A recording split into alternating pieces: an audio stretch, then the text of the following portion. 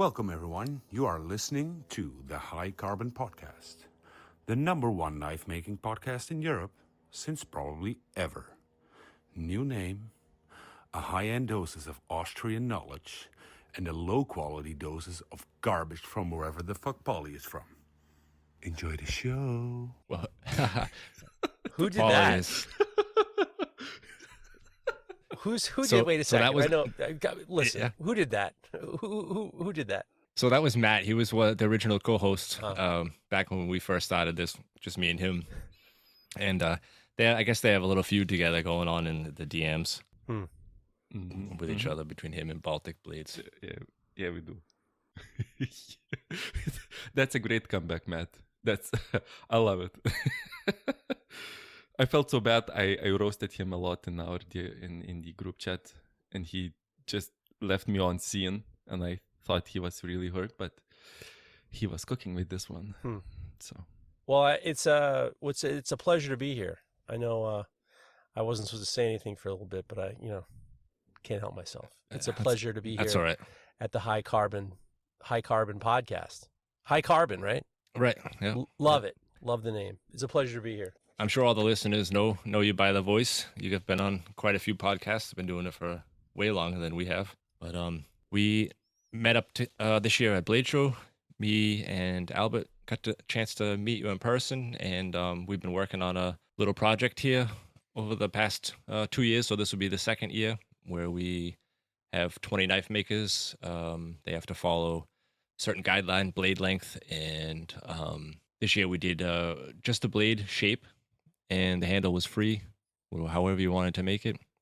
All the 20 knives will be going on sale this October, so you'll be able to buy raffle tickets just like last year online. We're going to put the link in the show notes, and if you guys follow us on Klingen for Gutes, the people that aren't German speakers, it's a little difficult, but it'll be in the show links, and at the bottom of the website page, you can change everything over to English, and you can read all about the 20 knife makers that we have available this year. And Mr. Geoff Feder was kind enough to make one also, which I actually have right here in front of me. It was my Do you pleasure. remember, Jeff? It's been a little while. Do you remember what? I remember.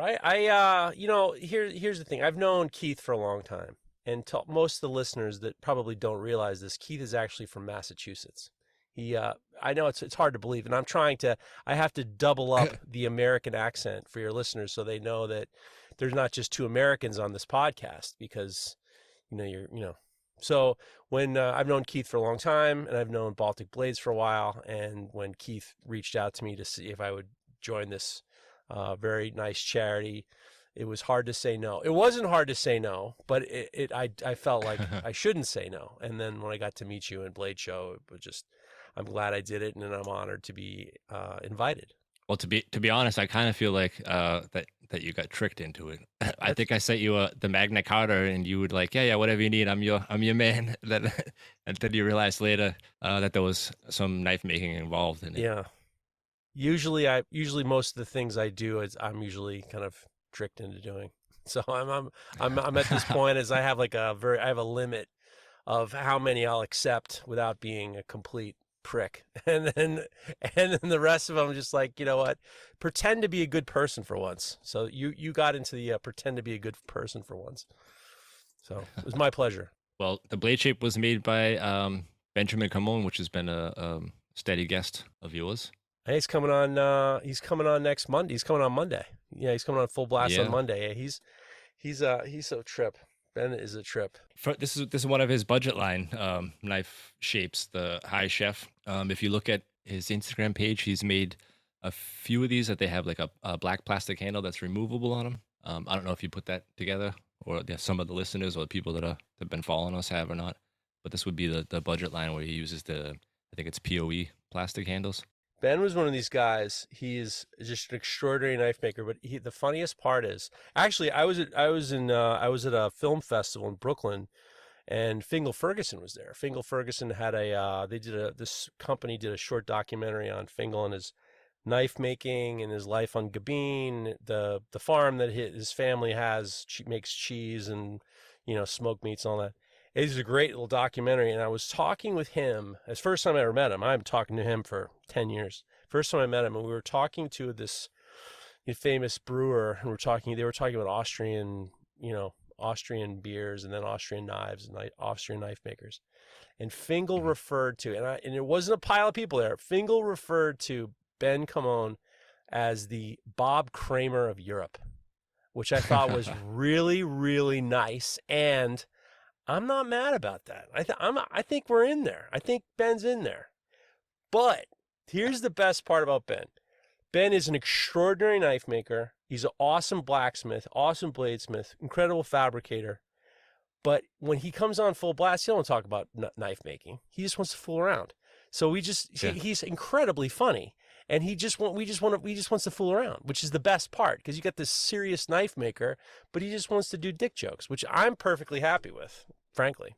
I think he kind of does that with everybody. I don't know many knife makers that aren't in the chat with him constantly. I don't know how he gets work done. Oh, geez. Well, the mystery is over. The mystery is over. I thought it was just for me. Fine. But the Bob Kramer of Europe, I don't think he would accept that. He's a pretty He humble wouldn't guy. accept it, but even though he might be. He wouldn't accept it. But I think that's not the worst thing I've ever heard. So, details on your knife blade, the knife that you made for us. Yeah, I did. I forged it out of some 1084 steel, high carbon steel, and then I've been really interested in wood. Is one of those things that I really like a lot of character, and I have a problem in knife making where I can't just leave things alone. I have to do something. So for the last number of years, I've been using oak. But the interesting thing about oak is, a lot of times when you're, working with oak, you usually notice it on sometimes I would get whiskey barrels, bourbon barrels, even wine barrels, and I've made knives, stabilized the wood and made that. One of the interesting things is when you get a oak barrel that's been for bourbon or something like that, the inside's charred, and part of that's for the filter. I don't know. I'm not a whiskey maker, so I don't really know exactly why. But when you get the wood, it has this nice char. And the interesting thing is I love how it when you sand back the char, how you can kind of get this interesting kind of flame licked situation. So for the past number of years, I've been making the knives with this barrel oak. But the knife that I have with you guys isn't barrel oak. It was straight up oak, and I just give a little flame lick action, which I like, and hit it with a torch at the end, and then there's a black spacer, and the other thing is I love the mustard patina. I'm one of these guys who thinks about the longevity of knives with the customer, and I think the carbon steel is dynamite, except when it comes out of the box, but I don't necessarily think that the user is totally aware of what's going to happen. And I started doing a lot of mustard patinas. I did them with my friend Tomer Botner at Florentine Kitchen Knives. And then I was doing them with my man Jared Thatcher, Boot Hill Blades. And they had two different formulas. And then, different mustards, different applications. And I basically took both of them and smushed them together. So I have this kind of amalgamation of a couple of different formulas, and I think that what happens is when you do the mustard patina, number one, it's food safe, which is awesome. Number two, it gives a scaffolding for the patina to develop, which is really nice. But if you do it a certain way, you can have two different types of mustard and two different types of patterns, and then you end up with this really nice gradation, and it's not just kind of like this flopping, color. It's just I think it's a dynamite part of it. And the thing is I didn't know how long you guys were going to have these knives and how long they were going to stay, and I wax them and everything like that, but I thought maybe a little mustard patina would be good, so I'm a fan.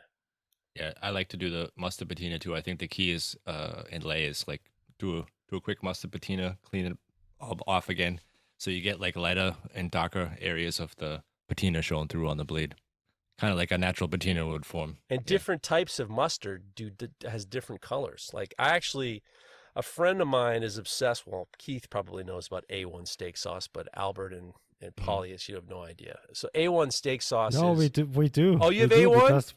A1? We had to try it when we were in Atlanta. Oh, Keith but made us. Oh yeah, well, it's this very standard mediocre steak sauce in the United States. It's got high it's got vinegar in it, but so I have a friend of mine who is an A1 just connoisseur. This is a guy is a wine connoisseur. He was a sommelier. Guy's got incredible taste, but for some reason he loves A1. So I did a A1 patinaed knife for him, and it was very faint. So all these different food safe acids have a different effect on steel. So the interesting thing is, and I think the weirdest part about most knife makers is, for some reason, nobody seems to want to be adventurous. Everyone just hears what they hear, and then they say, well, this is the way you do it.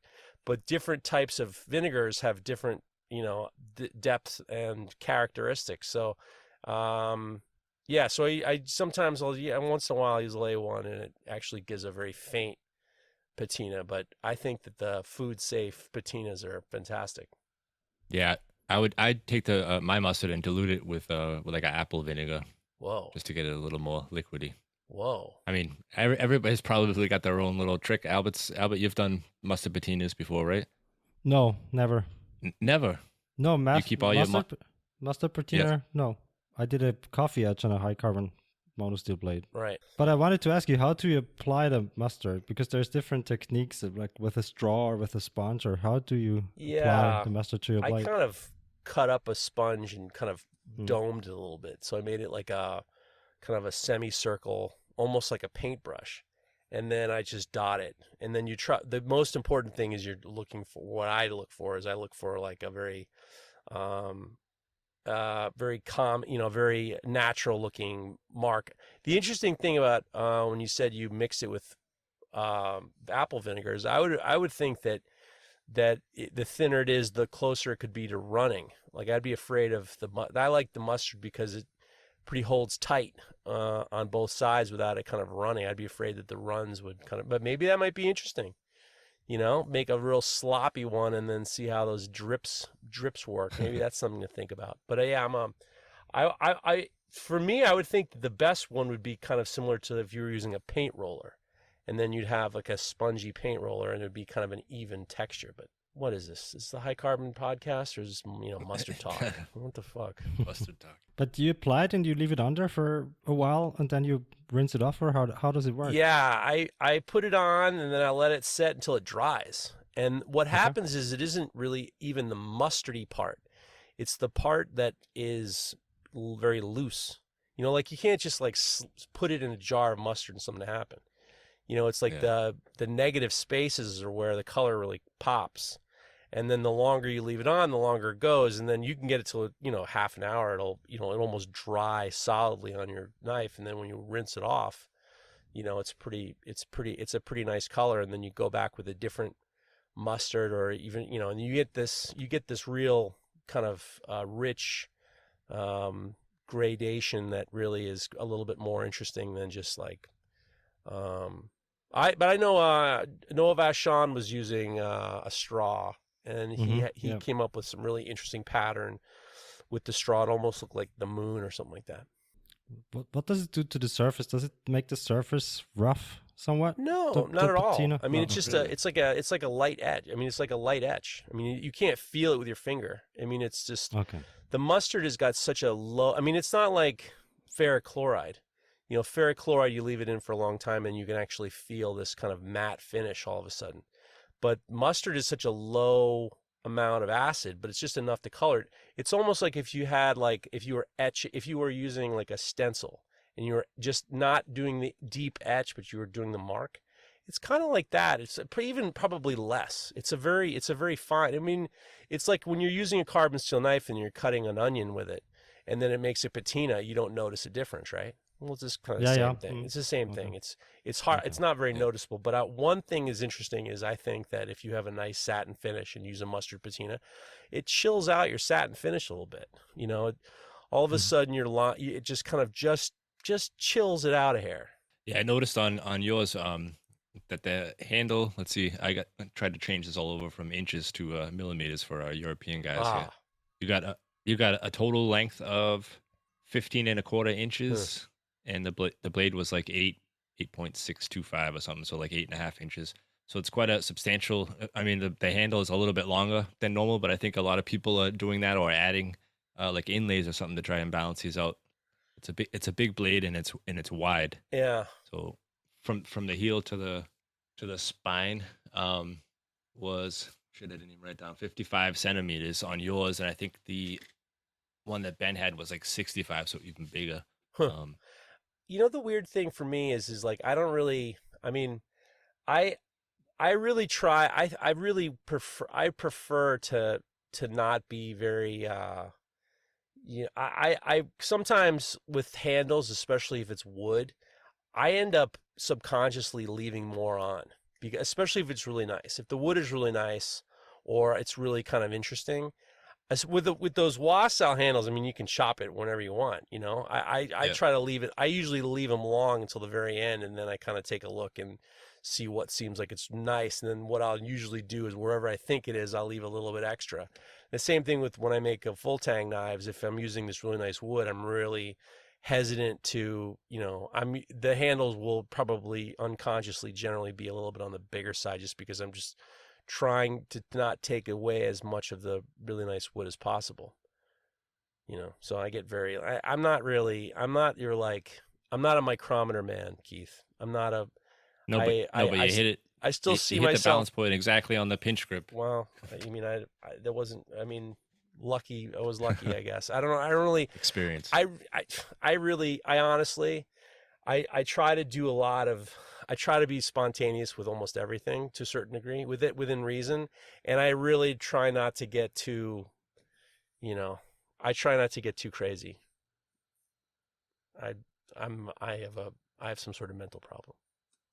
Well, you've also started with some new videos with the green screen thing. First, you got the handful of like knife parts and old crayons and colored tape and shit, flipping them. Those took off, and you got a lot of people following you, trying to repeat your video style. And this new one with the green screen, I like that. You got your regular video in the back, and you're kind of narrating it.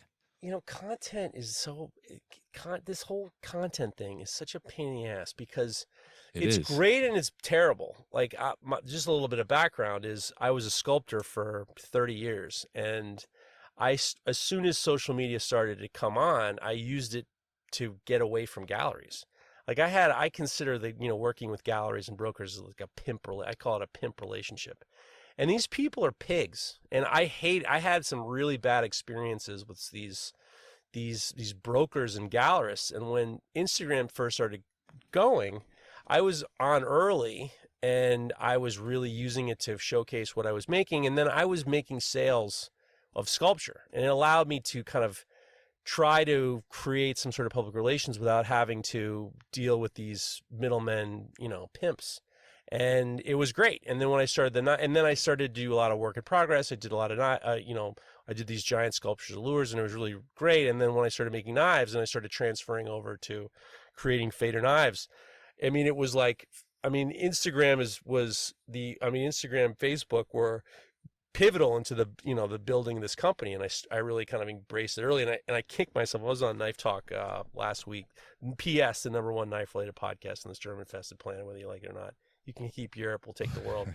And I was talking to Mareko Momasi, and I was saying, if I had Instagram back in 1996 when I had a studio in Brooklyn, it would have changed my life.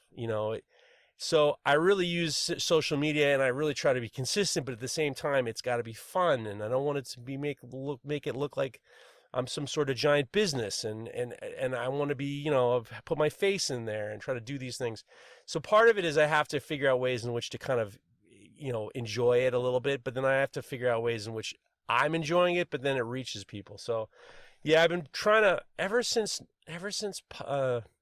I get so irritated how social media was being very careful in regards to the content people are putting out. Like, we all know that knife makers, I mean, you want to call it shadow banning, call it whatever you want, but I wanted to try to think, make something that was kind of far more interesting. And when I started doing these kind of flip videos where I would take a piece of, garbage in my hand and flip it in the air, and then it would just magically turn into a knife, that was fun for me, and people really liked it. But it was, I enjoyed doing it, and that was kind of what helped me keep going. And then after a while, I tried new things, and then I've been trying to do new. No, I'm not trying to be, a DIY or like a content creator as much as I'm trying to draw people to my website. So doing all these kind of new things and, voiceovers and trying to be mildly entertaining and it's almost like a bait and switch a little bit. I'm just trying to keep people's, mind occupied. And then when you get all those views, you see it translate into traffic on your website. So I've been exploiting some new things and trying to be a little bit more creative and using all these goofy things. And, it's been fun. It has been fun. And if it's fun, then if it's fun for me, maybe it'll be fun for other people, I mean, you're not just going to sit back and complain about it the whole time? You got to do something? Well, the problem is like, I see I have a business. I have employees. I have, bills to pay. And it would be very easy for me to just, sit on the toilet and bitch. But it's like, it just seems foolish.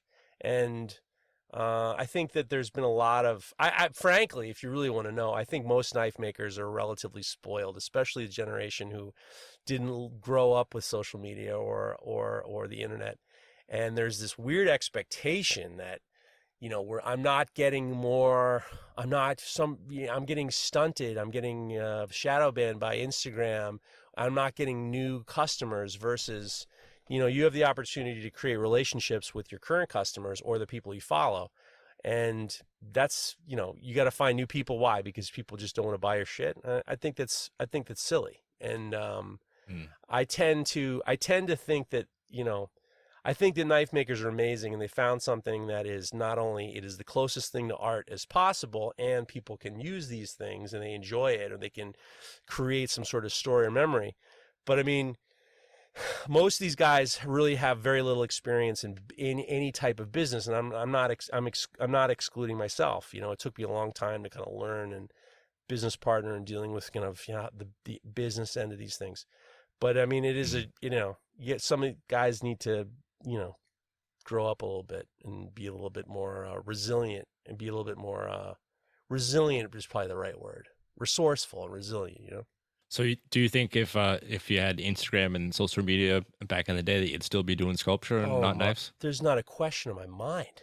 There wouldn't be a question in my mind. There's not if this is 1996 and I'm on social media, I'll have never made a knife. Guaranteed. I'd be making sculpture. If I had the choice, and this is a tough answer, I'm sure, to your podcast listeners who are big knife makers. If I could had a genie could grant my wish, and I could do whatever I wanted to do, I'd make sculpture. I love it because it's a personal thing. I love Feder knives, and for me, the kind of building a business where we're positive every year, we're in the black every year, we're growing every year, we're investing in the company, not just buying anvils and shit. We're going forward in a very positive manner is the sculpture for me, and I get real enjoyment of the fact that we're, where we're at. Slow incremental growth is what I like. But when you're making sculpture by yourself, there's this real, it's just, I just enjoy it. And actually, this past week I've been making sculpture, and in my, quick little things that I've been really, really enjoying. And yeah, if you gave me a choice to make knives or sculpture,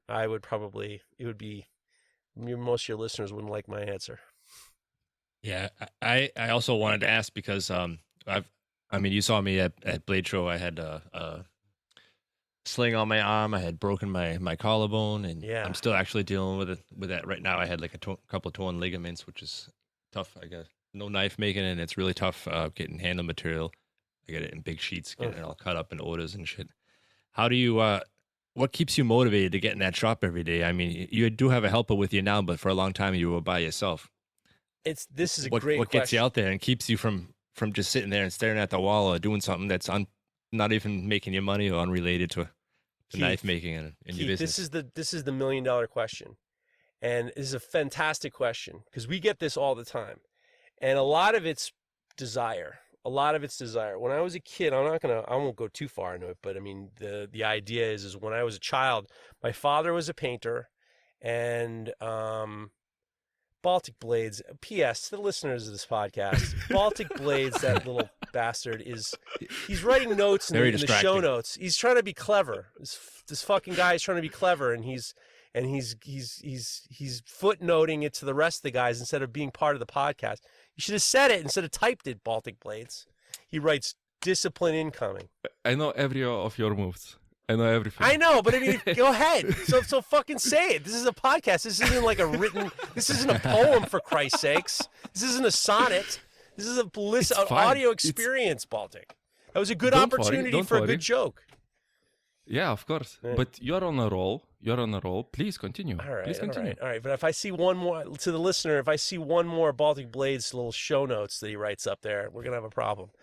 But you will see quite a few. Okay, great. Fantastic. I'm sure the listeners appreciate that too. But when I was a kid, I wasn't really believed in, and the thing is like, my sisters were very good artists. My father was a very good artist. And when I was very young, I didn't really have any interests. And my sister told me, when you get to a certain, she said, I'm worried about you don't have any interests. And I started to kind of get involved with making things in my dad's shop, and I enjoyed art in general. And when I became an art major, everyone was shocked because they were just like, we never really showed the interest in going to museums or talking about art or anything like that. And I felt like my family was relatively like against me to a certain degree, and I needed to prove to them that I was serious about it. Because my dad was like, this is disaster. And I spent my summers, I wanted to prove that I was serious. And in the summer times, I would get jobs with other artists, just sweeping their floors or getting them lunch or, getting them coffee or whatever. And I felt as though I needed to be treated seriously if other people are going to treat me seriously, especially my family, who I respected. And it got to the point where I went back in like 96, I had a studio in Greenpoint, and then I was the artist assistant for 3 artists. I had a gallery that I was trying to keep. I mean, if it wasn't for the artist assistant jobs, I would never have been able to do it. And I was constantly trying to make art and hustling because I really believed that I could do it. A lot of it was out of spite. So it gets to the point where a lot of it comes from, for 30 years, I wanted to be believed in. And, especially when you start telling people you're an artist, especially back in the 90s, you tell people you're an artist, older people just roll their eyes. Oh yeah, some, dork sitting on his couch, painting and being, being, mildly intelligent. It's like, you don't want that. It's the equivalent of it's the equivalent of when somebody says they're an influencer these days, I guess, to our generation. People roll their eyes, and then they're just like, oh yeah, you don't say. So when I was working for artists, I saw how they lived as artists. And this is when I was an intern for artists while I was in college. You can take art classes in college, but they're not going to teach you how to live like an artist. So when you start to work for artists, you realize they're worried about the subway fare. They're worried about their rent. They're worried about their landlord. They're worried about the the material they're using, or their gas bills, or they're worried about these little things, and they take it very seriously. It's not like sitting around drinking coffee and smoking cigarettes. And from an early age, I learned that if you want to be taken seriously, you have to take yourself seriously and treat it like a job. So this concept that we get, when the messages we get in Knife Talker, there's a big difference. My experience is different than a lot of experiences because I started at a young age. And I really wanted to make it work no matter what. And I had to pay rent on my apartment. I had to share it with my girlfriend, who's my wife now. I had to pay half the bills. I had to pay for a studio. So I was constantly hustling in a very unorthodox jobs. And it was very easy. I saw friends of mine who I shared studio spaces with. They would just decide that they're just not going to come into work. I'm going to come in the shop today, and they're going to sit on the couch and read. And it becomes this real, when you start to let yourself do that, it's a big mistake. Yeah. So I find myself constantly just trying to have these very, very rigid game plans in regards to the expectations of the day and the week and the month. And that organization has helped me in regards to kind of, I always know what we're doing in the shop.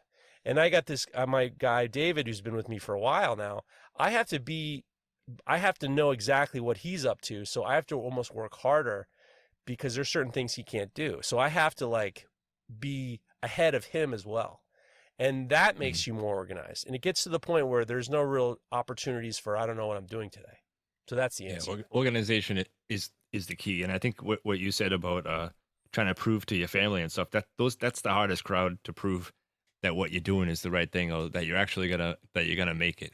Those people those people aren't gonna join the bandwagon until you have made it, and then they're gonna pretend like they've been following you and they were behind you the whole time. It gets to the point where they've heard my horse shit since I was a kid. So it's like, you know, you can fool some, but there's a lot of people who are all talk. And then, you know, the hardest part about the discipline in the knife making is, you know, when you're making art, here's the interesting part. When you're making art, if you're making something that you not necessarily think people are going to like, but it's really meaningful to you, you don't necessarily know you're going to sell it. But with the knife game, especially culinary stuff, you have a very clear demographic of people who are interested in culinary knives to use. So you have more of a demographic in regards to sales than if you were an artist. Some people just don't want art in their house. You know, some people have no interest in having sculpture in their backyards or in their front or in their house, or they just, you know, people don't even care. But a knife is something that like everybody uses. You can only use a spoon for so much. The problem is a lot of knife makers of this kind of age learned how to make knives either on YouTube or listening to podcasts or watching influencers or watching knife makers. And then they said, I think I'll give this a try. And then once they learn how to do it and they realize, wow, I get a lot of enjoyment out of this and people are interested in what I'm making and maybe I can sell something, then it's great. But then if you don't have the background of, I'm hungry and I need this to work. A lot of people aren't hungry. They have other jobs, or maybe, you know, they got a little extra money, or maybe I hear people get bored all the time. I remember talking to a guy who was a really good dude, but like slightly brain dead. And he used to say to me, I never like to do the same thing over and over again. I can't do that. And I'm like, well, then you just don't care. Doesn't matter to you. You're not hungry enough to be successful or try to be, or whatever the concept is of success. I've been blabbing too much. Keith, sorry. Did I answer your question? No, it was good. You did. It's a good answer. You know, the hardest part is I feel as though there's a lot of younger guys who are really trying to find happiness, but they don't realize that when you're an artist or a knife maker, a craftsman, every day can't always be fun.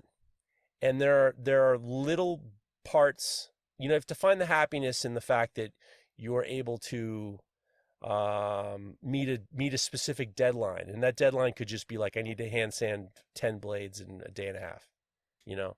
And then when you get there, you're just like, I did it. So like right now I'm training for the New York City Marathon and I'm 51 and I feel every fucking day at 51. And I'm in the middle of the training program. Training program is 18 weeks. And so like today's an off day for me, which I'm grateful for. Tomorrow's an off day. And then Sunday I have to run 13 miles. I'm not looking forward to it because it's not going to be the greatest, but I'm going to be at the end of it. When I get through the whole thing, I'll feel satisfied that I was able to kind of meet a specific deadline that I'm supposed to do, which is I got to run 13 miles on Sunday, you know? So you get the satisfaction from, you know, saying you're going to do something and you actually get through and do it. Follow through, yeah. Yeah. Yeah, well, you mentioned kind of like a lot of the knife makers screwing around or getting bored, or it's like their side gig and it's just extra money. Being a knife supply in the knife supply business, you can see the people that have their tax ID numbers that get the tax break and the people who don't. And I would say probably 95% of my customers don't have a tax ID number. And a lot of them are full-time knife makers. So I don't know how these people are getting through without having problems with paying taxes with the government. I'm not going to name any names, obviously, but it's also quite disappointing to somebody who puts all the work in and it's done everything official and legally, and they're paying their taxes, and we have to give out quite a big amount of money for taxes. when you do go official, But- which is also a scary thing. But you know what's interesting, Keith? You know, I was actually talking to Mareko about this is, he's very, Mareko Momatsu is one of the great knife makers in the world, and he's very generous with his vulnerabilities, which is very like, we get messages all the time of people saying how much they appreciate how vulnerable he Open and talks honest, about yeah. his situation, and it's great. And what I said to him was the hardest part is for years and years you hear the expression the starving artist. And the concept was artists are meant to create, and then you have a gallerist or an agent who is kind of monitoring, getting you sales, and then taking a commission, and you have someone doing the business end. But nowadays, because you don't really need that, you have social media and you can kind of develop a following relatively quickly, super quickly. The hardest part is social media doesn't teach you how to be the business end that now you're supposed to be, because now you don't need the agent anymore. So they're not the ones who are going to tell you got to get a tax ID. They're not the ones who are going to tell you have to have insurance. They're not the ones to tell you that when you have employees, you have to file with the government and you have to pay, you have to make sure the Social Security is taken out. You have to make sure that the government's paid. You have to make sure your sales taxes are taken care of. Social media can't tell you how to do that. And that's the hardest part right now is the business end. People talk, these knife makers. I'll tell you one thing, Keith, and you're getting me fired up now. The hardest part about these knife makers is they're charging the I know all about it price. They're charging the I know all about it price. But in the meantime, they're not giving you good customer service at all. They're not giving you, they're not behaving in a manner that's, appropriate towards true business. And, what happens is a lot of them get washed away. You know what I mean? Yeah, I would say this is the way I run my business. I think that you do it the same way. I look at my business as if I'm the customer. I want to go to my website. I want everything to be as easily as possible, accessible. I want the login to be easy. I want payment to be easy.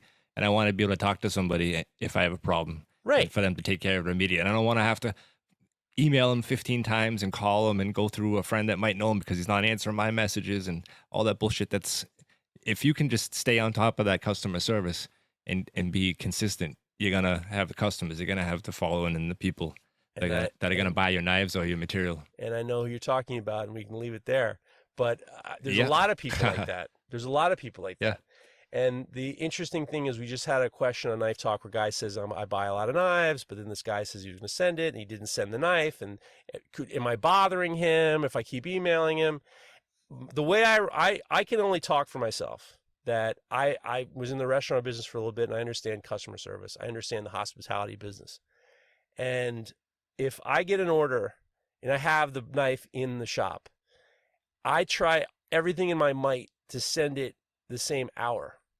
And I also were very, very, emails are important. Emails are super important. And being, doing kind of what we refer to as white glove customer service, that's important. And a lot of guys don't feel that way. And it's very, very like, I'll tell you a funny story. Not a funny story. I got a guy who has bought probably $10,000 worth of knives from me. And he's been amazing. And he told me that he found this other knife maker who is very well known. He tried to get him to do a knife. Guy wouldn't return his email. He bought a knife off the website that was stock. It arrived and there was something wrong with it. So he sent a message in the email.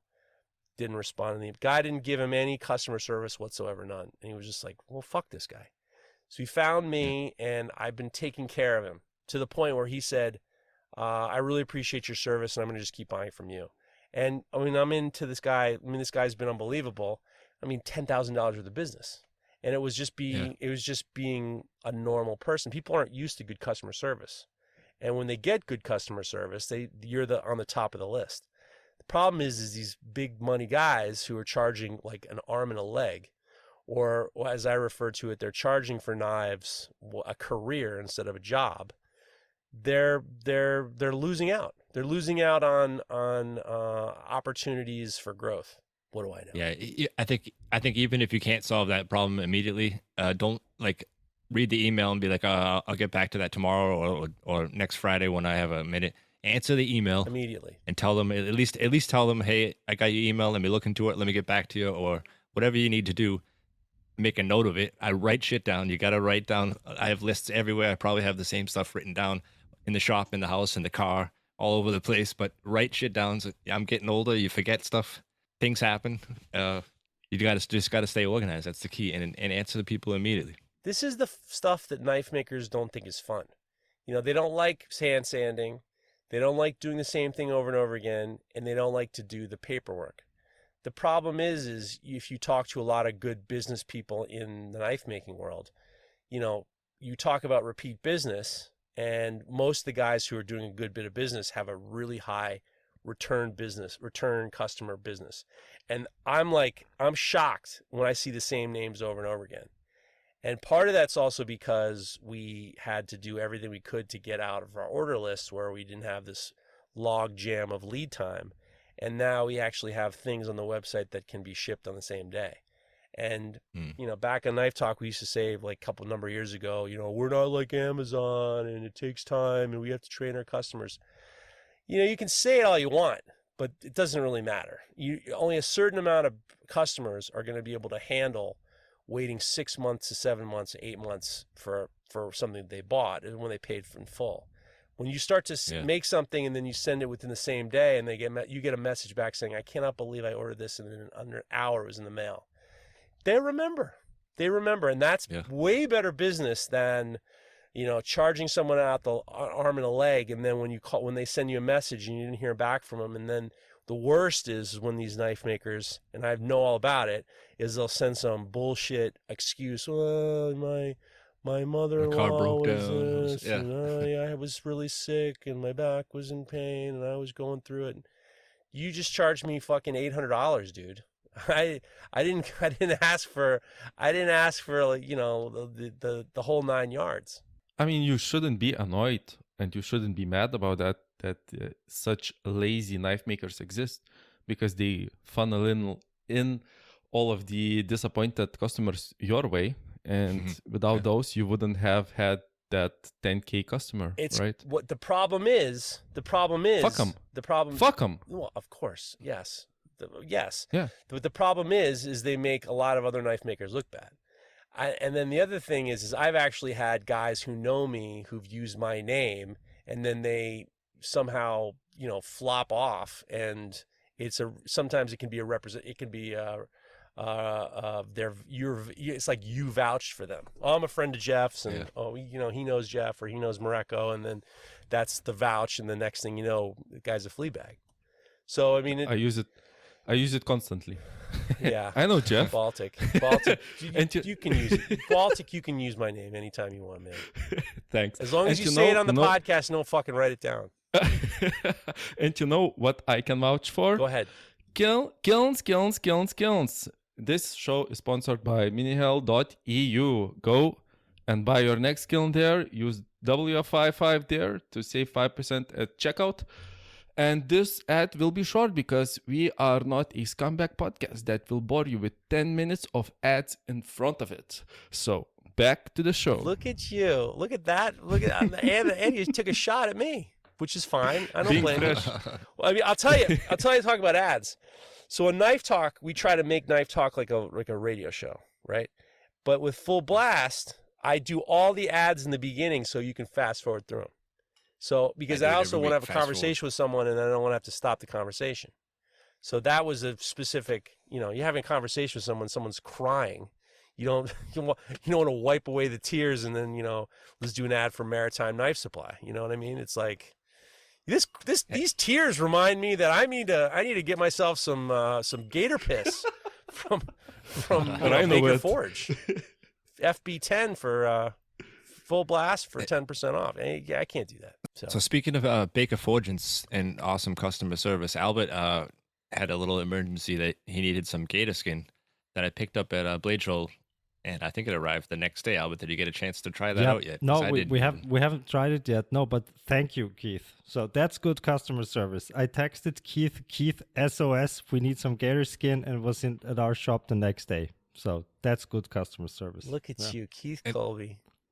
And Keith you know Colby. gotta what? squeeze that in. We didn't have to pay. We didn't even have to pay for it. Whoa, on the I'll arm. I'll send the rest back to Keith. Can I just tell you guys something? Keith Colby might be the nicest person from Massachusetts you'll ever meet. You might be. I mean, you said it. I didn't. So You might be. P.S. I don't know if you know. I don't know if you're still an American citizen, or I don't know if you're a Boston Red Sox guy. But the Red Sox smoked the Yankees last night, and I wasn't very happy about it. So, of course congratulations. Oh, of course they did. No, all right. We'll talk in April. We'll talk in August. We'll talk in October. We'll see what happens. I'm the kind of guy, I like sports when I'm playing them, but I don't really watch them a whole lot. It doesn't. It's something that doesn't interest me to know a lot. It's like knowing celebrities' names and what their movies they're in, all that shit. I don't follow all of that stuff, but I can appreciate the sports when you're playing them. It's fun. I played baseball a lot when I was younger, ice hockey, and a lot of the like single sports, skateboarding, and all that kind of stuff. I think sports are actually for maker. I'm always so surprised that a lot of makers don't generally like sports. I have a couple of text chains with a couple of knife makers who like baseball, but I would say of all the knife makers and makers I know, I would say 5 actually follow baseball and then kind of know what's going on. And what's interesting to me is most people don't really see athletes as a source of inspiration.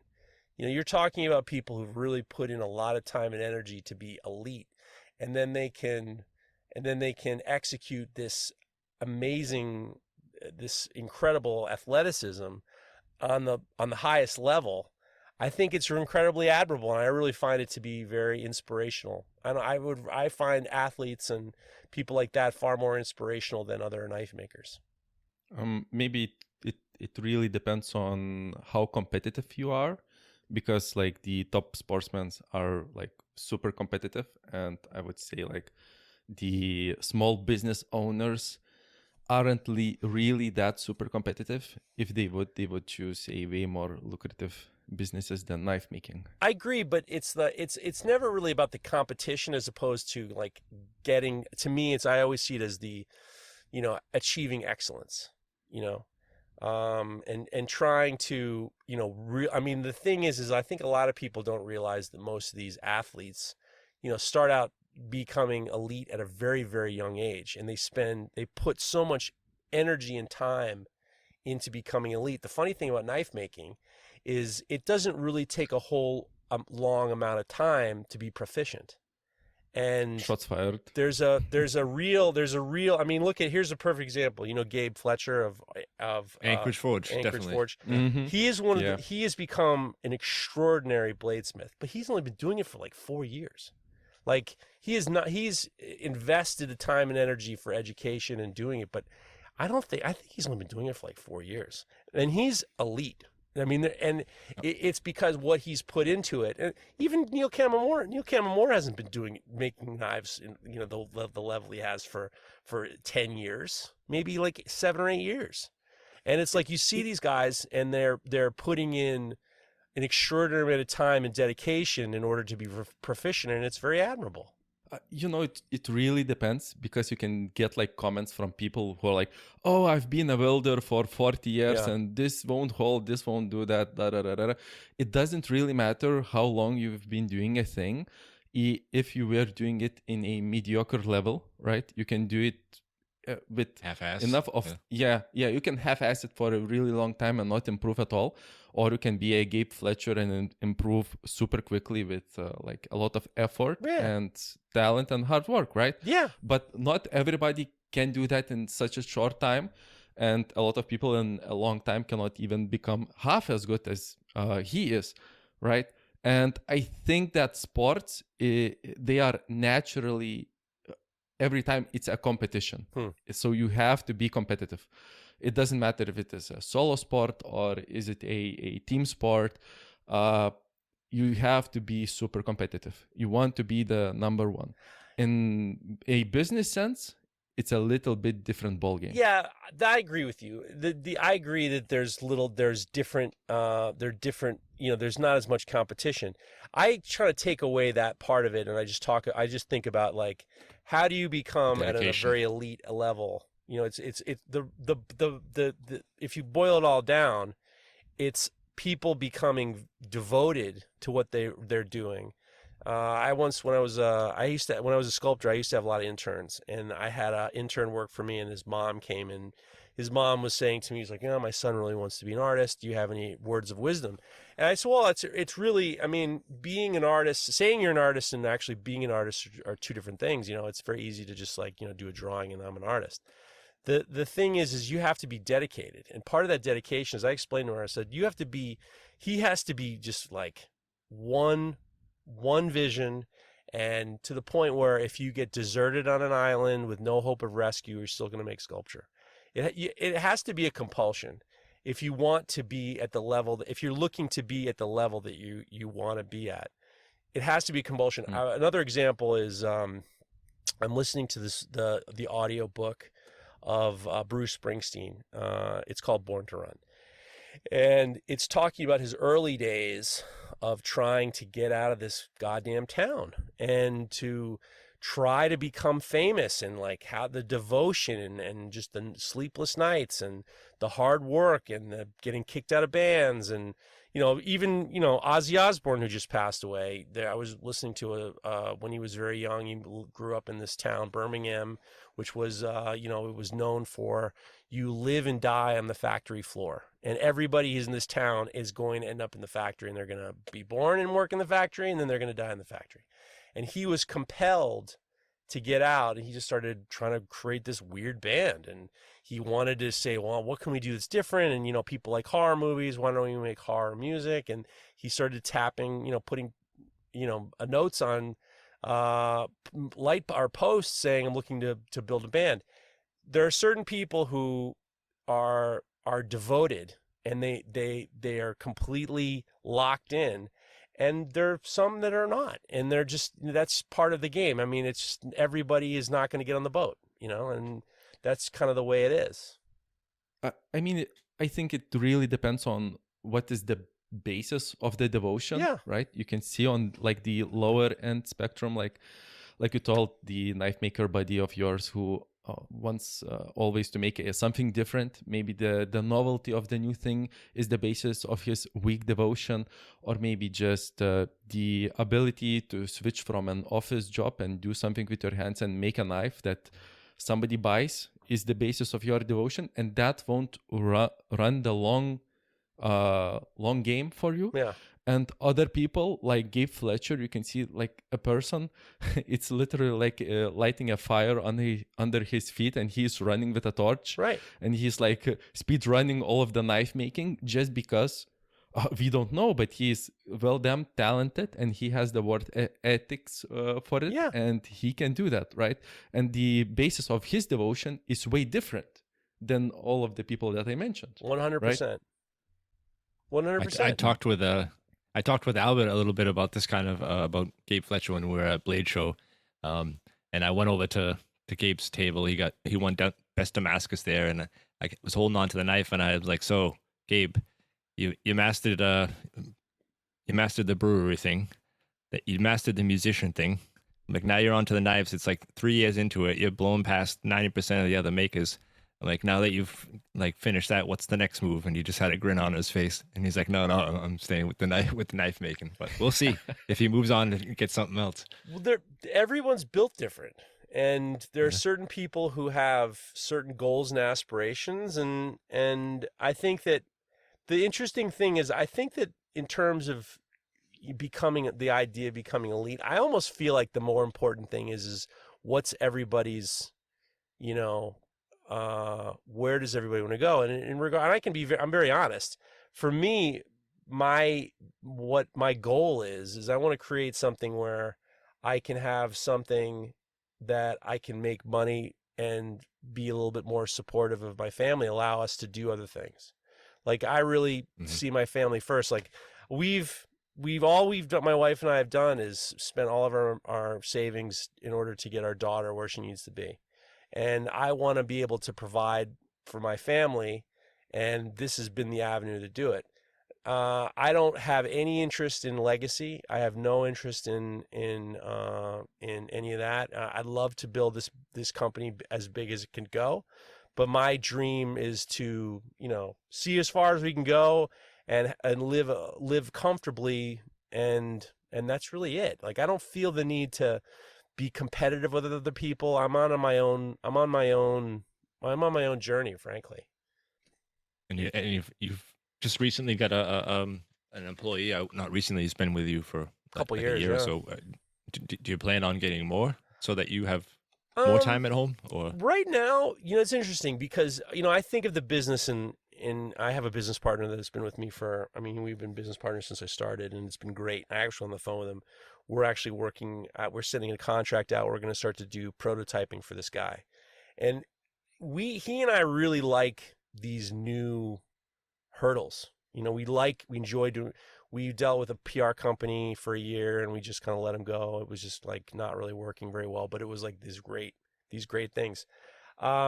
As of right now, we don't have a volume. We don't have a manufacturing issue. We have a sales issue. When I say issue, I'm like, we can keep up with demand, like to the point where we're just kind of getting ready for Christmas. When customs come in, I can turn a custom, as long as it's relatively, within the confines of what we do, I can turn a custom around in less than a week. And we're not at the point where we're not like Montana Knife Company. We're never sold out. We sold some things sell out and then we stop them, but I'm not gonna lie and pretend like have some demand where it's like, it's exclusive, because it's not. When we get to the point where we can't keep up, I'll for sure hire more people, no question. But it's like, we got a sales issue now. We don't have a manufacturing issue. We're making knives. We're probably making, I would say we're making 15 to 20 knives, 15 knives a week. And some of them are custom, some of them are inventory, where, as inventory goes down, we kind of, we sell a, whatever K-tip with walnut. That's the next thing we'll work on, and we'll just kind of make sure that we have like a par of everything. So we're not running out on the website, so we don't tell people, all right, you got to wait a few weeks. that's kind of like what you're doing in these summer months here when things slow down a little bit, keep up the inventory and get ready for the busy.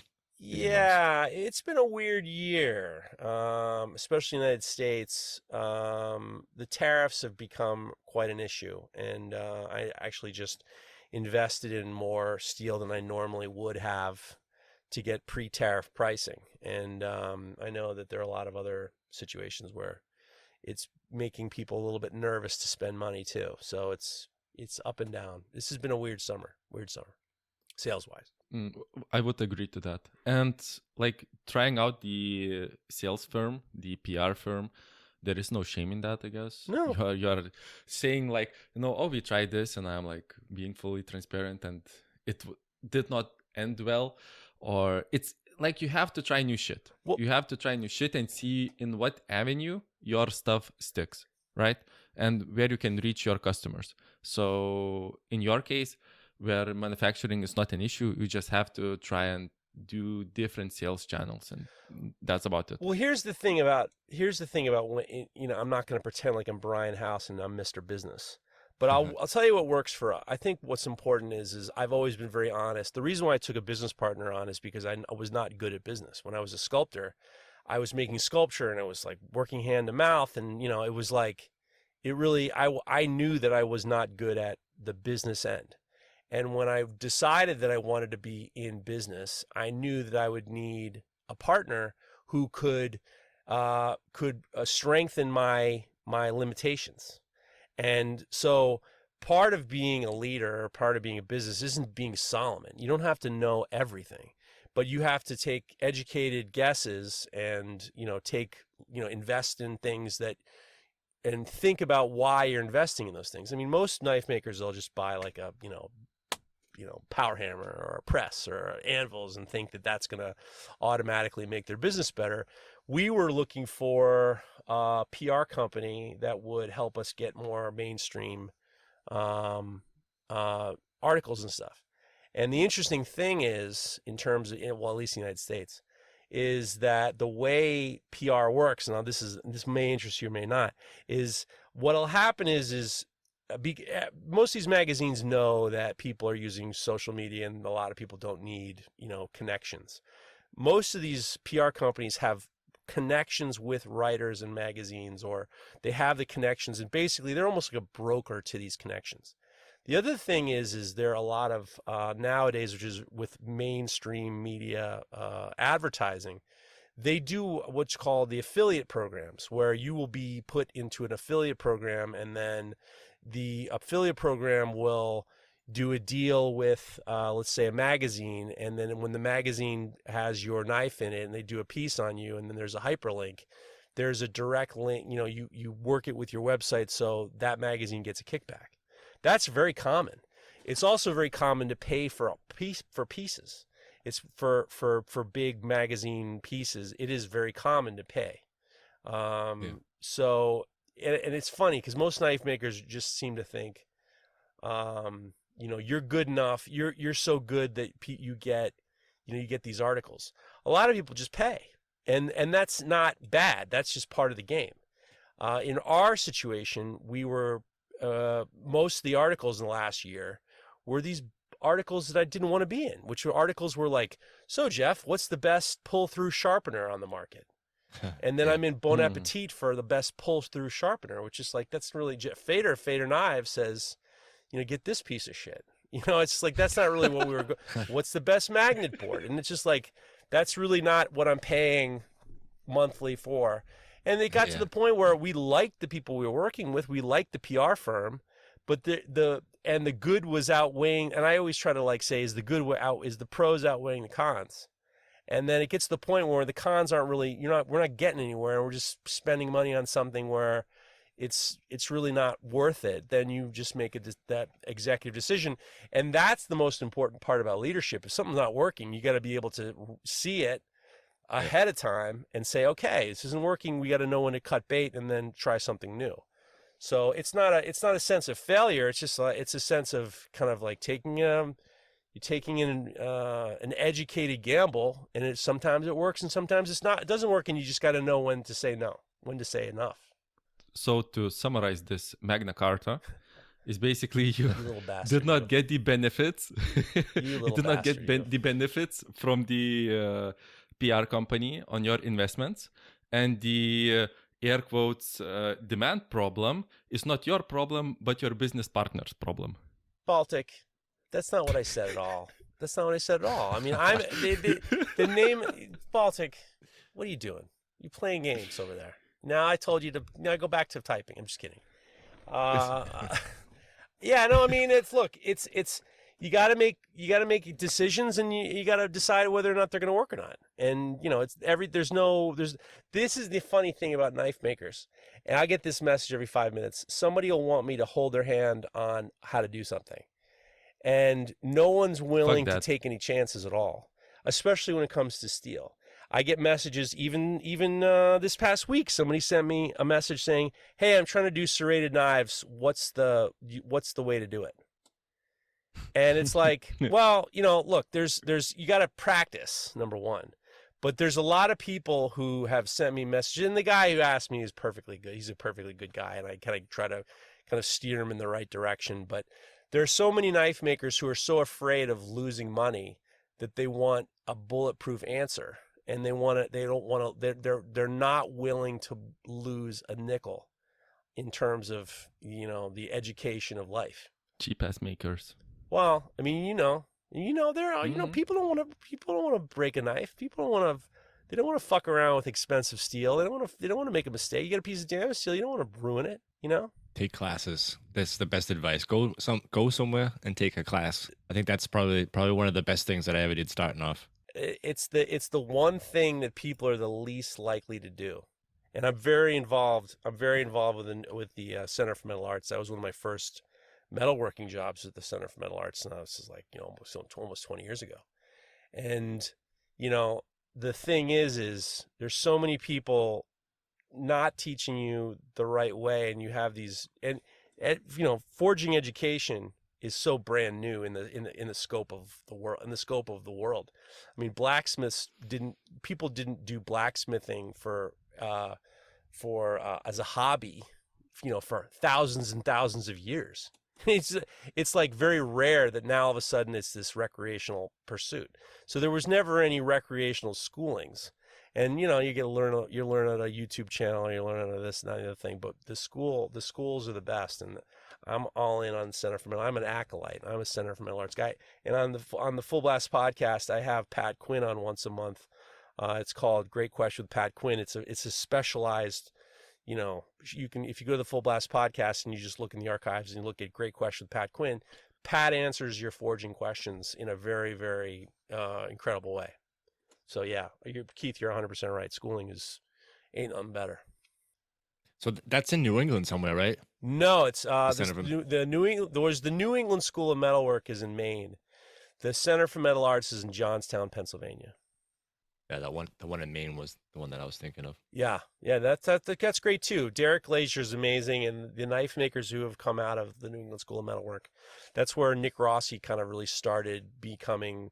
I would say Nick Rossi is the gold standard in knife making teaching and bladesmithing teaching. He's probably has the most years of experience teaching the recreational hobby of forging knives. I don't think anyone has more time in it than Nick, and he's just an incredible guy. I've had him on a couple times. He's a fucking good dude.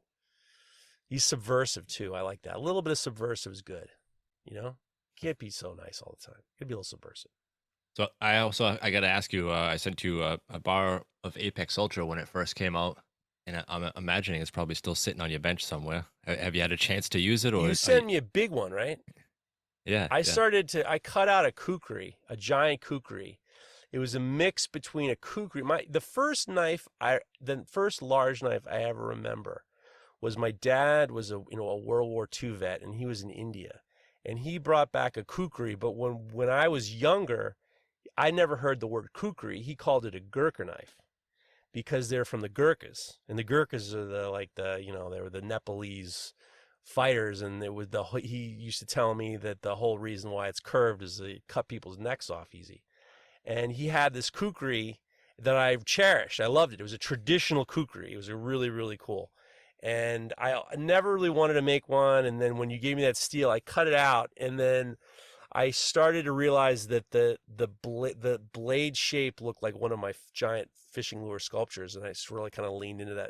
And I've had a hard time kind of getting back to it. So it's profiled, but I have not started grinding it, nor have I heat treated it. Someday.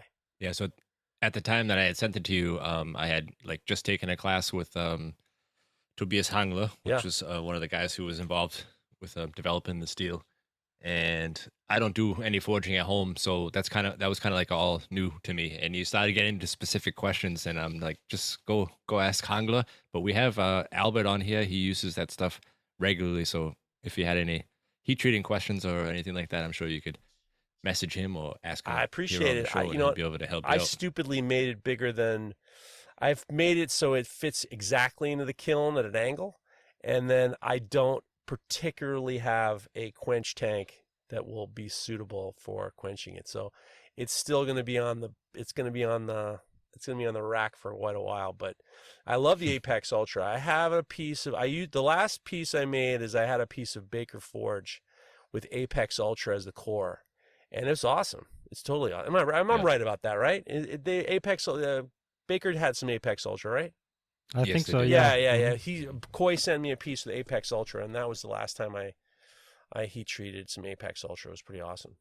Well, I know Tobias has got a deal working with one of the U.S. suppliers, so there should be quite a bit of Apex Ultra, hopefully by the end of this year, arriving to America. So I think the Americans haven't had a lot of opportunity to work with it because of the shipping costs and everything. Oh, get ready too. I don't know if you know this, but the tariffs, it's going to be a 50% tariffs.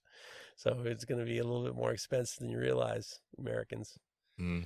we're getting boned. We're getting boned. Like all the steel that came from Germany and Sweden, it's a 50% tariff.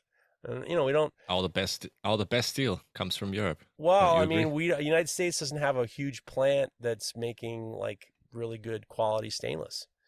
Well, I mean, it all comes from Europe. I mean, I use the New Jersey Steel Baron. It's a great company that I've been using forever. I'm friendly with the family. All my sponsors are the people I buy material from. I have relationships with. And I mean, all they getting, they're having cold sweats because they're having to take loans out in order to get take care of the tariffs. 50% tariffs a lot. So it's like, we're trying to like think about, we bought enough that it'll last us for sure through the year.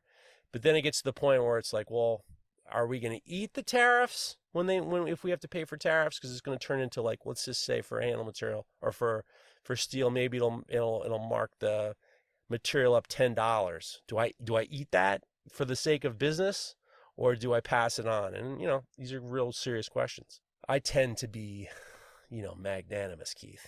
Baltic Blades. Baltic Blades doesn't realize this, but I try to be magnanimous towards my customers. So I'll most likely eat it for the love of my customers. That's the problem again. The guy who's paying taxes and he's got the shop and he's got the employee. Now he's got something else he's got to eat. Right. And the other guy's everything in his pocket, right? Yeah. So the $10 doesn't affect him as much. You should eat it at first, so you have competitive advantage against your competitors. And then when they don't eat it and they add it to their price, you make some sales, and then you start increasing your prices too. Oh, so that's some Fleabag. Easy peasy. That's some Fleabag shit, dude. You're gonna. That's easy like peasy, that's lemon like squeezy. That's a bullshit. That's the bullshit. That's like when you sell something and then you raise the price and then all of a sudden you do a Black Friday special, but the price is that's some bullshit. You can't do that. I don't do that. Dude, if the material is more expensive, why should you eat it? Well, but at the same time, it's not like we're not making. It's not your problem. Yeah, but we're not making like cancer medicine. I mean, we're making luxury items. We gotta and it's the thing is also knife makers don't think about sales as a whole in terms of like weeks to months to years. They think about every single knife, and it gets to the point where if you can sell more, you got to look at your sales on as a whole at a month as opposed to just like look at all the knives you sold and how much you got for each one. It's a giant mistake to nickel and dime your customers, because if you can do the business on the volume, you're going to win. Definitely. That's a lot of products on my website that are like, I know I got them because I want to have a bigger variety of stuff that might not necessarily be making a lot of money off them, but it makes my website more attractive. When you buy in this, I can add that into it too. But I'm not making very much off of some of these products, especially these U.S. products that are being imported. But that's also part of the business too. I mean, you're also trying to you got to look at the grand scheme of things as opposed to just like just try to jam one person one time. Yeah. You're trying to sometimes it's we refer to some of the knives we just recently, all of our paring knives are down to like $149 a piece. And it was like, for us, it was a way to kind of kick the door in for people to start to, buy our stuff. Buy some. We're not losing money, but we're certainly not we're not paying our bills off our paring knives. But it gives us the opportunity to have, our sales are higher, and we have more people getting our knives out to people's hands, which can be more beneficial in the long run than just being like, well, this one took me a long time, and it's hard. It's just as hard to make a paring knife as it is to make a chef knife. So you got to pay, the same price, and that's it. I mean, at some point, it's just like, what are we here for? Are we? If you want to, what are we here for? Are you one of these people who are able to command every dollar you want? Then congratulations. Some of us aren't. So we have to figure out ways in which to be more versatile. I mean, Keith before mentioned the makers who don't have tax IDs. And I think the same people listening to this and hearing like you talk about, oh, you shouldn't make money on every product you have, or you shouldn't nickel and dime your clients. They are hearing, I should not care about my finances. I should not calculate the cost of my products. No. Which is not true. See the big picture, but they... Baltic. Exactly. You're playing. You're playing again.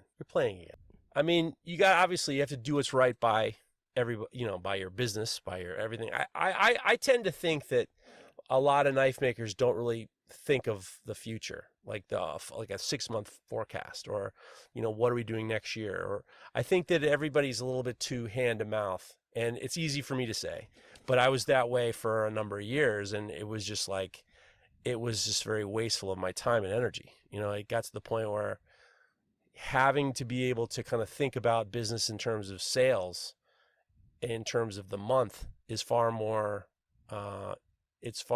useful to me than to nickel and dime my customers for like even a t-shirt. Sometimes I get a customer who buys a pile of stuff, I'll throw in some merch, just as a nice gesture. I don't have to worry about the $10 I paid for the t-shirt. I don't think it's worth it in the long run. Yeah, the customer sees that. I mean, you're excited when you open that box and you get that one. Doesn't matter what it is. I throw stickers in, and I got like air fresheners with my logo on it, or all kinds of stuff like that. You throw freebies in, or a belt hanger or something from Brian House, or How happy were you when I sent you a t-shirt, didn't I? You sent me a t-shirt, yeah. How happy were Thank you? you You're like, thank you very Feder much. didn't. Not only did I gouge him for a knife, he gave me a shirt too. You gave me a t-shirt too, yeah. Yeah, I mean that's like now you're fired up. You're like, this Feder's not a flea bag. Yeah. No, but I bought a few. I know got you one of have. your No, knives. you have. You bought some. I remember you bought a bull elk, at least a bull elk off me a number of years ago. You sent it to your family in Massachusetts. I was very honored that you did that. I was also quite nervous, if you don't mind me saying. I don't like it when knife makers buy my knives. It's very Really? very. It always becomes a little too unsettling. So what are you afraid of? Well, I mean, I see things differently than other people. Like over time, frankly, I've become a little bit less. I don't like the mindset that a lot of knife makers have. Like I have a good friend of mine, Aaron Goff, makes awesome knives. I mean, Aaron Goff Customs makes, some of the best knives, and his videos are some of the best videos out there. I don't want my knives to look like a machine made them. I want there to be a degree of like, I still see myself as a sculptor who, wants to put some humanity in there. And I get to the point where the longer I do this, the things I'm not as interested in anymore. So like, I want there to be a little bit of humanity in there. And if there's so when a knife maker gets it, I know how knife makers look at knives. And I always just be like, oh, I sent a knife to, my man Jeremy Spake. He is an awesome knife maker, and he's running Acre Forge. He's one of the creative directors of Acre Forge now. And he bought a knife, and I sent him a message. I said, "You motherfucker, what are you doing? What are you putting me through?" I was going to make a brand new one, and I was just like, you know what? I'm proud of what I stand by. I'm going to send it. I'm going to send what I got. It's ready to go. I took a look at it, gave it an extra look just to make sure, and I sent it off. But at the same time, I don't want to be judged by my peers by saying, "Oh, Feder does hand finish like this, or he does it like this," and I don't want to be in that spot. But at the same time, it's just like, what can you do? Josh Prince bought a knife from me, and I thought I was going to have a heart attack. And he bought 2 knives off me a number of years ago, and I'm just like, you fucking, what are you doing?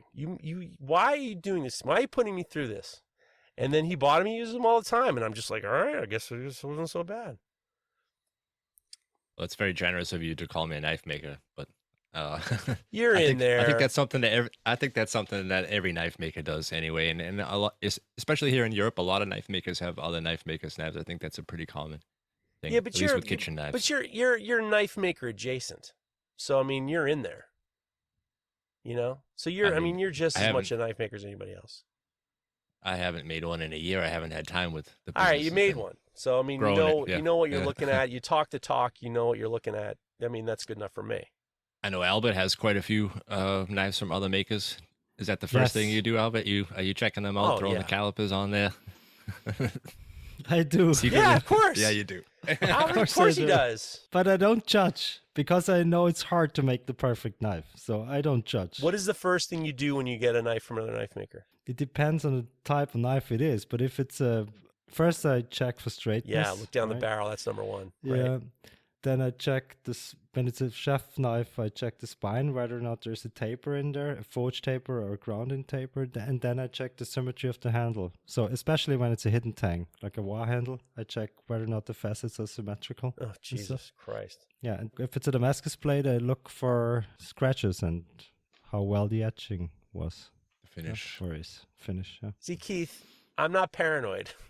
I'm clearly, after listening to what Albert says, what he does, I'm clearly not Quite the paranoid. checklist. This is my biggest fear. Albert has confirmed my biggest fear. Jeez. No, but I don't judge. Seriously, I have knives from very famous makers in my kitchen, and none of these knives is perfect. Yeah, that's judging, Albert. None. Don't you know what judging is? No, but Come on, Albert. I mean, let's call a spade here. You look at it, you see for symmetry, and you say to yourself, even subconsciously, this side could have been a little better than the other Lazy side. bastard. I love using them. Seriously, there's nothing wrong with the knife, right? And I mean, it doesn't really matter for function-wise if all the facets of a wire handle are symmetrical, right? It doesn't really matter. I mean, you can use it.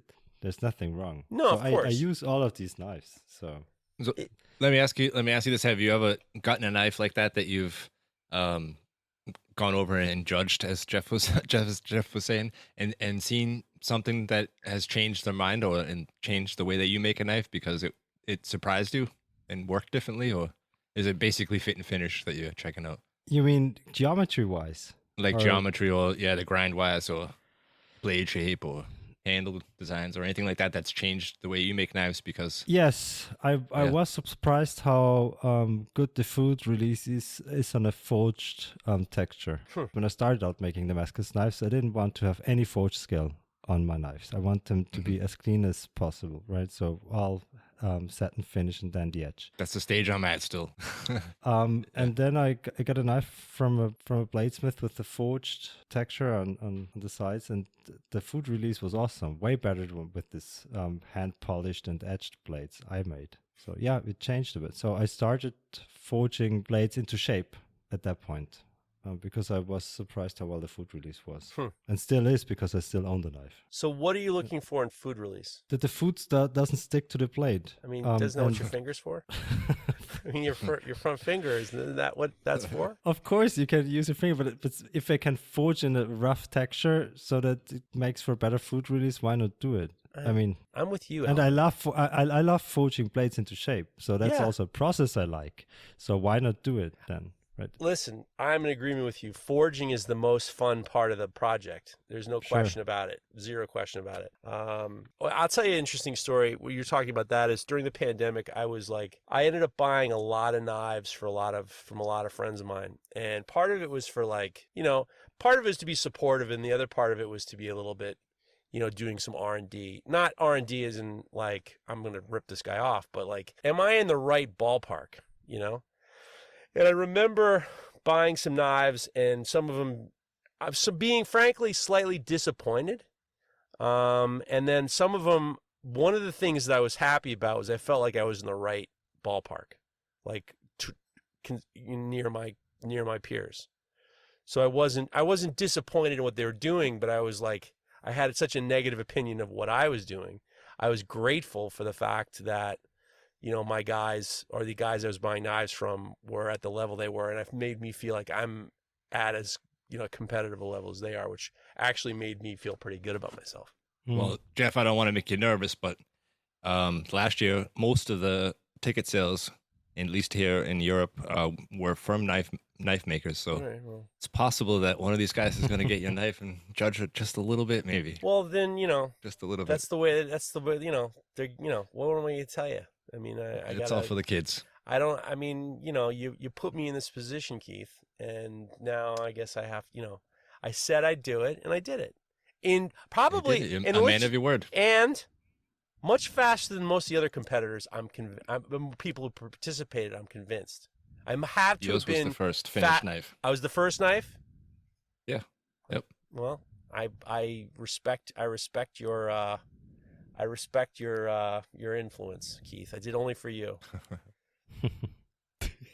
Well, to be fair, that we were trying to save the shipping hassles and to worry about losing it, and I just happen to be in the U.S. and I'm like, if you That wanna, I know, I knew. if you I wanna, know. if you wanna get away from all that hassle and the worry and the extra money, and I know send it all about it. to my parents' house. I knew all about it. So I wanted to ask, when is the race that you're joining, and are people still able to donate, and if they are, where can they help you out? what a guy! What a guy! Yeah. So the New York City Marathon is one of the most famous marathons in the United States. It's in New York City, and it runs through all 5 boroughs, starting in Staten Island into Brooklyn, into Queens, into Manhattan, and into the Bronx, and back into Manhattan.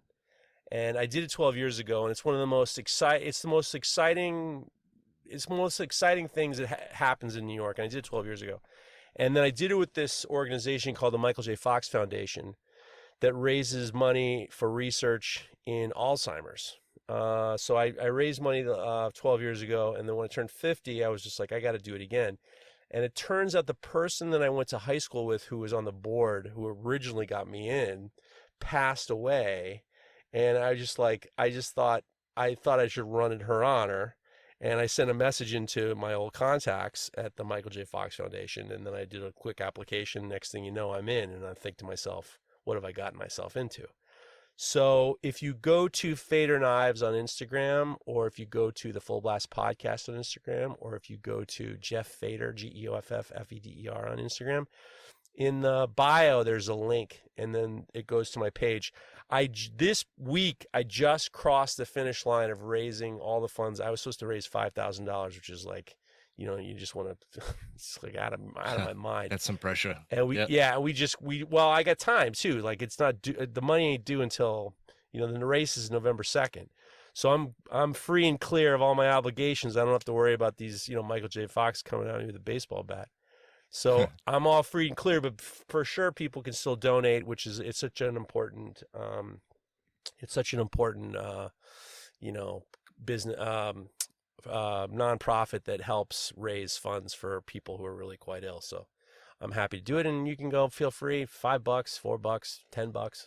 Somebody put in $500, so whatever you want. Thank you. Baltic, do you write that down, Baltic, so you can go visit? Yeah. I support your race. You did? Very good. No, I don't. What the fuck? I'm so cheap. Of course not. You're running. It's good for you. It's health. It's fine. It's fucking You'll guy. make it. It's fucking Baltic Blades, man. He's really something. When he opens his mouth, well, you never know what's going to come out to you. Yeah. What did you He's expect? the comic relief. Yeah, the comic relief. I'm all in with Baltic Blades. No, he's a Knife Talk listener from a long time. He pretends like he's not, but I know he's in there. So, which I appreciate. I am. I started listening when you two joined the British guy. So, I'm one of the OGs. Oh, okay. So it's fine. Okay. It's fine. Okay. It's fine. I know everything. I'm with you. Geoff, are you forging everything by hand in shop, or do you have No. power hammers? No, we have power hammers. Most of the knives that we offer are stock removal. I'm a huge fan of stainless steel. I think that most of my customers who are first-time custom knife buyers really like stainless steel, and I think that it's been a really great addition to what we do. I do forge knives. We offer forged knives on our website, and I do forge them myself. I do have a tire hammer that I hate more than anything in the world, but it does its job. I have a tire hammer that I had built 5 years ago, maybe more than that. Closer to 8 years ago. And the reason why I had a tire hammer built is because I could repair it myself. I'm a pretty decent welder, and these old cast iron, little giants are awesome, but when it comes to repairing them yourself, it's kind of tricky. So I thought to myself, I'd rather have something that I can repair myself. So, and which I've actually taken care of. And you dislike the power hammer because it scares you? No, I dislike this one that you're afraid? because the guy who made it was really like, I made a giant mistake. That's a funny story. So years ago, I was on the Blacksmith's Pub. My friend Jesse Savage and I were talking, And I was like, yeah, I only want to get a tire hammer because I want to be able to repair it myself. There's a power hammer repairman in New York, but he charges like $600 an hour, something like crazy like that. And he says, oh, I have the perfect one for you. So he sent me this picture of this one. And then I reached out to the guy, and then I placed the order, and the guy took forever, and he was a total flea bag. But when I got it, Jesse says, that's not the company I told you to go to. And I said, yes, it is. And he goes, no, I told you to get this type of power hammer. So I already committed to he sent me the wrong one. Like I was supposed to get a different type of tire hammer. He fucked up, and I ended up paying 5 G's for a different power hammer than he originally told me to. So that was cursed from the beginning, you know. I mean, I was having one commissioned, and the guy who made it was like, it was the welds were embarrassing. He didn't send it with dies. It didn't work for a long time. The guy was like a flat earther, and he wanted to come up and he was like a denier of this, and he says, oh, I'm going to come up and I'm going to fix your hammer, and I want you to take me to the World Trade Center. I'm like, fuck you. You're not coming anywhere near the shop. Don't come to my state. Don't even come up here. And I fixed the whole thing myself, and you know, it works fine. But the guy who made it was like a true specimen. Let's just keep it there. Well, you talked earlier about judging other people's knives. I think the worst people for judging things are welders. Welders judge other welders like they think they're the best thing since sliced bread. You talk to any welder out there, they are the best welder in the world. These welds were like, I mean, horrendous. And I ended up saying to him, like, dude, I'm gonna have a hammer in here with like some of the best metal workers in the country, and then they're gonna be. This is the hammer. I ended up rewelding everything, and it was just like, yeah, it was a disaster, but it's my disaster. So I've gotten to the point now where it's passable, but it's slightly embarrassing. So would you be in the market for a new one, or? I mean, at this point in time, I mean, if I needed a new power hammer, if I felt like that was what's important to what we're doing now, I would, but I don't really see that as being very important right now. You know, I don't really, investing in a nice, there are no real American power hammers these days. Well, they're being built now. A couple companies are trying to make them, but I just don't really see the need. I mean, it would be great. Obviously, I'd love to have a power hammer, but I mean, at the same time, I don't see it as being like on the tip of the importance for me in the shop right now. I mean, there's a loaner press that might be in the works, but I mean, it's not something that's at the top of the list. Yeah, Albert's got like 7 power hammers in his shop right now. It could be more. That changes week to week, and he's restored a couple of them. It's 6.